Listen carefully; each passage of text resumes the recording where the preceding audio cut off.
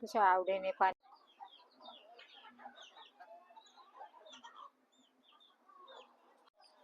नमस्कार शेतकरी बंधू आणि भगिनींनो. तर आज मी आहे ना थोडी खाद्याबद्दल जरा माहिती सांगणार आहे. काय होतं की आपला जो छोटा मोठा धंदा असतो, कुणाचा जरी झालं तरी समजा आपण छोटासा सुरुवातीला जो धंदा करतो तर आपलं नियोजन काय होतं की कधी कधी खाद्याचं सुद्धा नियोजन फसतं आणि त्यांना जे योग्य तो आहार लागत तो मिळत नाही.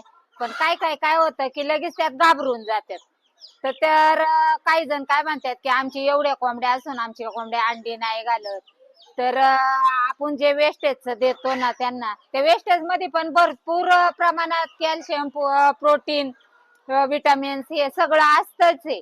आणि काय होतं की सगळीच अशी काय कुबेर नसतात की समजा आता ते संपलं आपले की आपण लगेच खाद्य आणतो.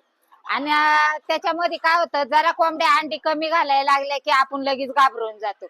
पण घाबरून जायचं काहीच कारण नाहीये. का तर ते कसं होतं की त्यांच्यामध्ये सुद्धा अंड्यांची जराशी माळ तयार होईपर्यंत त्यांना पण वेळ द्यायला लागतो. आणि कोणतं पण नैसर्गिक पद्धतीने झालेलं काय वाईट नसतं, चांगलं असतं. त्याच्यामुळे ना घाबरून जायची काहीच गरज नसते. काही वेळेला कोंबड्या आपल्या किती जरी असल्या, 100-150 जरी असल्या, तरी पण त्या कधी कधी काय होतं 8-8 दिवस म्हणलं तरी अंडी घालीत नाहीये. तर काही जण लगेच घाबरतात की आमच्या कोंबड्या अंडी घालीत नाही. पण त्यांना आहे ना त्यांच्या नैसर्गिक पद्धतीने जर ठेवलं ना की त्या बरोबर योग्य ते बरोबर वेळी त्यांचं ते काम करतात आणि आपल्याला योग्य त्या वेळी बरोबर त्यांच्यापासून आपल्याला अंड्यांचं उत्पन्न मिळतं. फक्त एवढंच सांगणे की तुम्ही घाबरून जात नका जाऊ. कसं होतं की त्यांच्या पण पोटामध्ये माळ तयार व्हायला जरा थोडीशी वेळ द्यायला लागते. 8-15 दिवस आपले असे जरी गेले तरी पण नंतर मग त्या कोंबड्या आपल्या अंडी आपल्या वेळेच्या ह्याच्यात बरोबर ते आपल्याला देतातच आहे.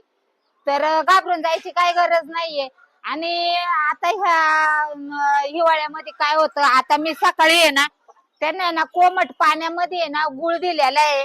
तर किती आवडीने पेतात बघा. त्याच्यामुळं काय होतं आपल्या कोंबड्या आजारी पण पडत नाही. तर आपण जेव्हा कोमट पाण्यामध्ये त्यांना, आता इकडं मी पाणी ठेवलंय आणि इकडं हे गुळाचं पाणी ठेवलेलं आहे. तर हे गुळाचं कोमट पाणी आहे ना कोंबड्यांनी आपल्या आवडीने पेलेलं आहे.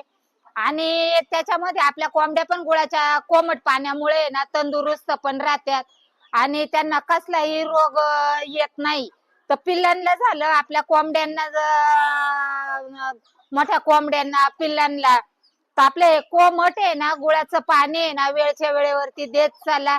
आणि अंड्यांच्या बद्दल पण जरी झालं तरी काही घाबरून जायचं नाही. अंडी पण आपल्याला 8-15 दिवसाची गॅप तर कोंबड्यांना सारखीच अंडी थोडीच घालतात.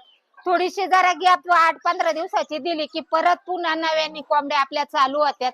त्याच्यामुळं घाबरून जाऊ नका. आणि वेळच्या वेळेवरती आहे ना गुळाचं पाणी कोमट करून गुळाचं पाणी ह्या थंडीच्या दिवसामध्ये आहे ना त्यांना देत चला. म्हणजे आपल्या कोंबड्या झालं, पिल्ल झालं, अगदी तंदुरुस्त राहतील. हे बघा जसं आणलंय तसं कोंबड्या आपल्या आहे ना आवडीने पाणी पितात, ते कोमट पाणी. इकडं मी पाणी ठेवलंय, सकाळी ठेवलेलं पाणी आहे, त्यात अजिबात प्याय नाहीत. आणि आता हे कोमट गुळाचं पाणी किती आवडीने पितात बघा. तर आपण ते ना छोट्या पिल्लांना पण देणार आहे. आपल्याला आपल्या कोंबडीने पिल्ल काढलेली आहे 7-8, तर त्यांना पण मी पाणी यातलं ठेवणार आहे. हे बघा येतात आणि आवडीने पाणी पितात बघा.